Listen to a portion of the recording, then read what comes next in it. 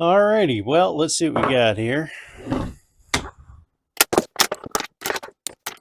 Yeah, it seems pretty solid.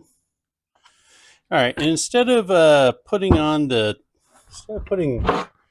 this on, I'm going to use this thing. You gotta be careful, man. This will take your fingers off something fierce.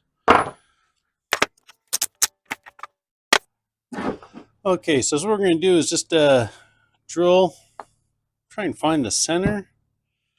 This will be fun. Find the center, and then we're just going to put like a little hole, put this thing in it, and yeah, hopefully we'll, and then try and find the center on this side. It's going to be a little hard because this side is not right. All right, and this thing, I mean, this Coco Bolo, I think, I mean, good Lord, this stuff is dense, man. It's going to be hard to turn. Oh my God. You really take someone out too, man. Ooh, give me that money. Oh. Anyway, all right, let's do this. That's not going to be right, but we'll see what we get. So what I'm going to do is I'm just going to drill a little bit of a hole so that this thing goes in, because this thing is like so dense, there's no way I'm going to be able to get in. So, time for Mr. Holemaker here. Alrighty. Normally I don't do this, but you know, I kind of like you guys. You're very special, so let's see what we got here. It's in there, but it's not like pressing too hard against the gears and all the stuff over here. So we'll do that. Very important to make sure your tools are very sharp. If not, makes that a lot harder.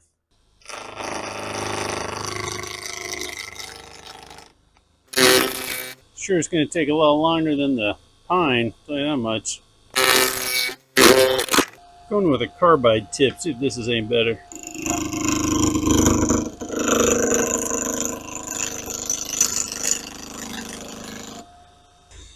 Tell you what I am going to do is put on my face mask and gloves because, damn.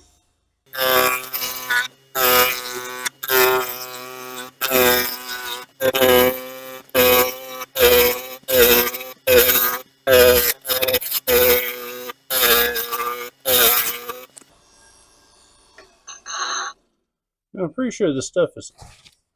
I'm pretty sure this wood is, of course, you know, toxic and this and that, whatever. And I should have like a better dust collection going on here, but I don't. Plan 2. Take this over to Mr. Chop Saw here. Square this off, put the round thing on.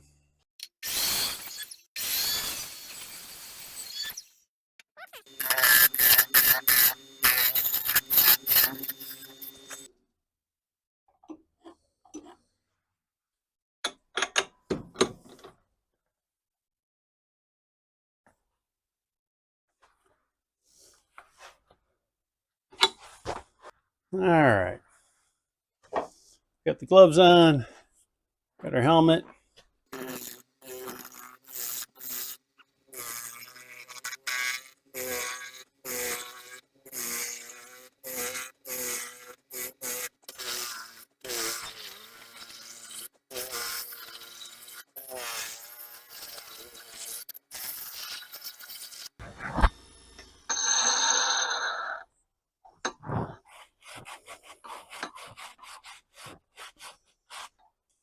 All right. So I gotta be honest with you.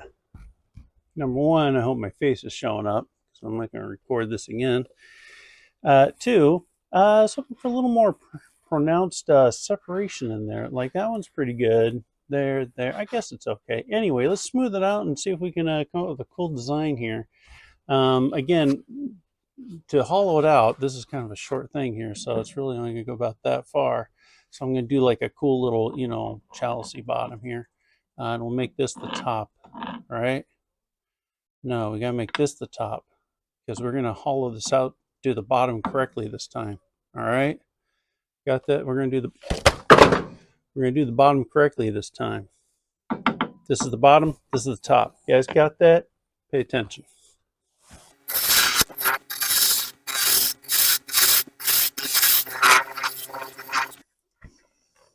Okay, this is the ever so critical design phase. This is the bottom. Da, da, da, da. It's gonna here, up there. Take that, do that, then this, then that over there. I think we might get it. The fun part, of course, is doing this.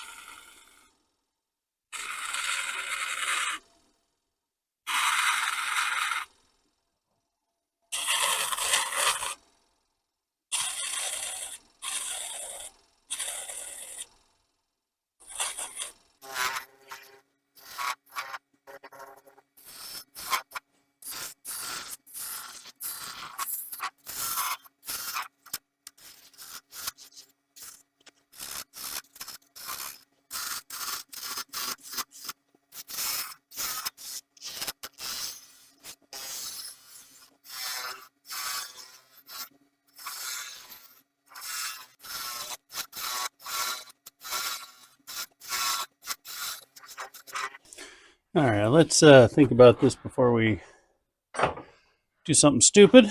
Okay, so for the most part, I'm liking it.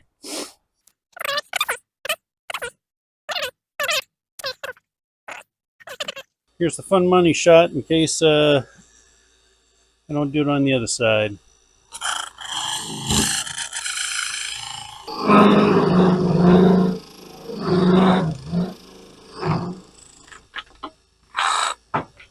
That was nothing.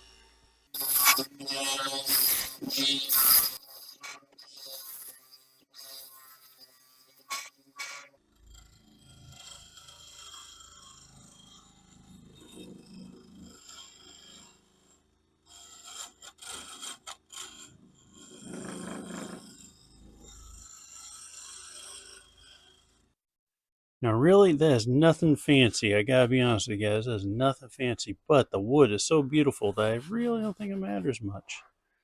You know? All right, let's go ahead and see if we can bore some of this out and bore away. Okay, so we've got our primary bore hole drilled out, but here's what I'm going to do. Because I ordered a new set of carbide tip ones to bore it out. So we're going to wait for those to show up in the mail, whenever that is. But you're not going to wait that long, I don't think. Okay, two little updates before we continue. Number one, I got a kit of these Forstner bits here. This is different from the other one. The other ones were like the steel ones. This is a carbide steel, so hopefully this will be a little bit better, I'm hoping, because the other ones, well, they really went dull pretty quick. This doesn't look like carbide steel, but we didn't really go over metallurgy in art school.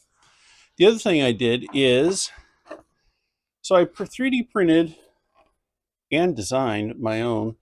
So this is like a hose. It goes to a vacuum with a little dust separator, the little cyclone thing. And I 3D printed this and this. So we're going to use this on the lathe and see if we can do a little bit of dust collection. Because like all this dust is like poisonous or something. Like, I don't know. It's probably from people who never had to work a nice, crappy blue collar job and, had the boss say, "Are you dead yet?" "No, keep working." Anyway.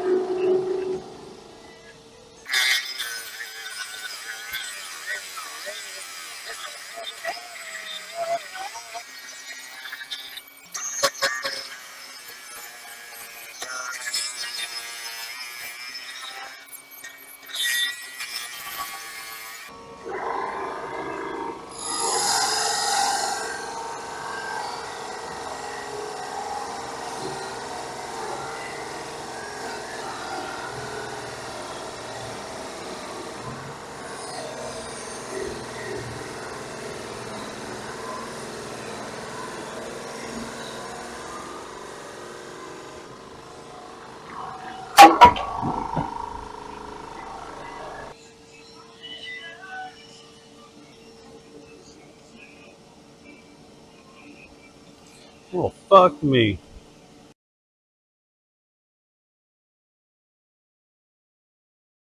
All right, so took a little digging, but I finally found the part that blew off. Okay, and so here's this part, and so it looks as if though, basically it's separated predictably at where the that veneer I had sandwiched between the two of them. So here's what I'm going to do: is I'm going to just kind of clean it up a little bit, and then glue it back together, and then see if it'll hold together enough to make the cup. This is just an experiment in how to repair something. I mean, like at this point, I consider this thing like in the trash, but instead of just putting it in the trash, I'm going to see if I can put it together and salvage it, because I just saw some guy in his video, like his super duper awesome vase just blew apart in a million pieces, and he like put it back together and it looked perfect. So time to pull out the old artistic license here and make this happen. Also, the camera battery is dying and the dogs are barking, so it might be lunchtime.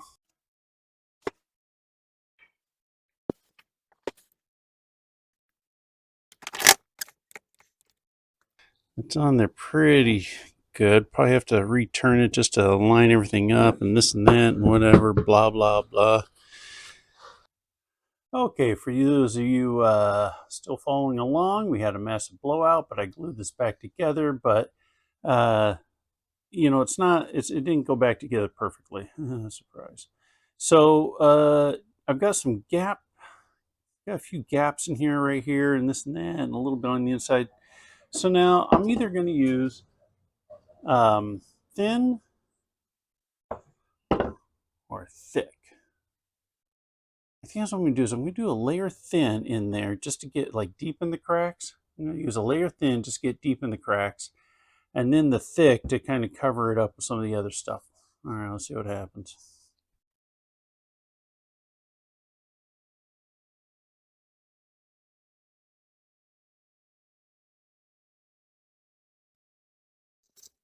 Hey, by the way, the precautions say avoid eye contact. Oh shit. Huh? All right, with any luck, this will be ready to put back on the lathe and round it out a little, polish it up, and then finish with the inside and see if we can salvage this gorgeous looking cup. All right, see what happens.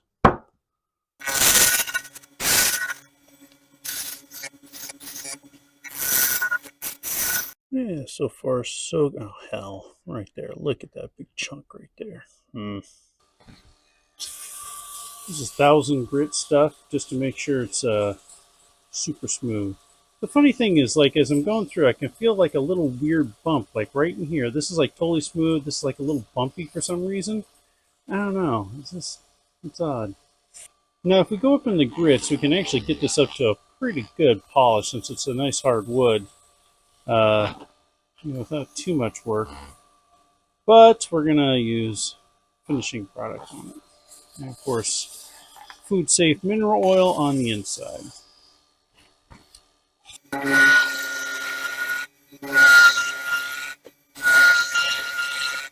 We're just going to work our way through the grits once more.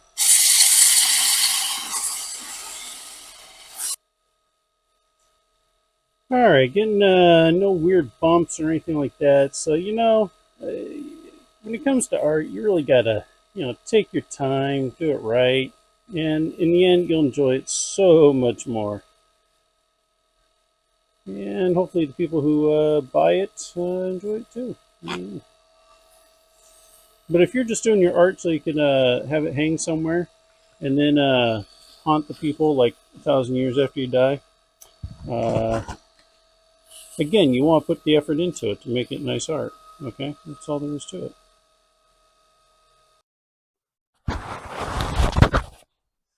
All right, let's go ahead and clean. Oh man, that's smooth. Let's go ahead and clean this up. Seal it. I will say one thing: the hardwoods, like the really super ultra hardwoods, they're a little bit easier to work with in terms of the sculpting. Uh, I think they produce a nicer result. However, of course, you just got to work with what you got and make it happen. But to each technique is their own. And but this really has turned out nice, I gotta say. Um, yeah, you can see how my hand is shaking a little. It's like a little wobbly inside because there's a little bit of a high spot in there. But like I said, if I try and go in there and fix it, I'm pretty sure it's just going to blow apart because the wall is fairly thin and it's just being held together by glue and high hopes. Now, since we already did the bottom, there's no super duper take it apart scene. Now, I know I usually say at the end of the video thing where it's like, oh my gosh, the best cup I've ever made, and this and that. But I got to say, this one is freaking amazing. Like, if I was at like a little swap fair, little maker fair, a little, uh, you know, county, city, farmers market stuff, and I saw this and it was like reasonably priced, I would totally buy it. That's how awesome this cup is. Uh, it turned out so well, even with the little hiccups in it, the little, having to put it back together. It came together seamlessly. It's perfect. I don't know. I don't know what to tell you. This turned out really nice. It really gives me renewed hope for some of these more exotic woods that I'm going to procure, probably with money. But I don't know, man. Just, take a look at this one. Turned out super nice. And it's like it's got like a nice feel. I mean, like if you were at the Ren Fair and you're walking around with this thing, like everyone would just be super jealous of you.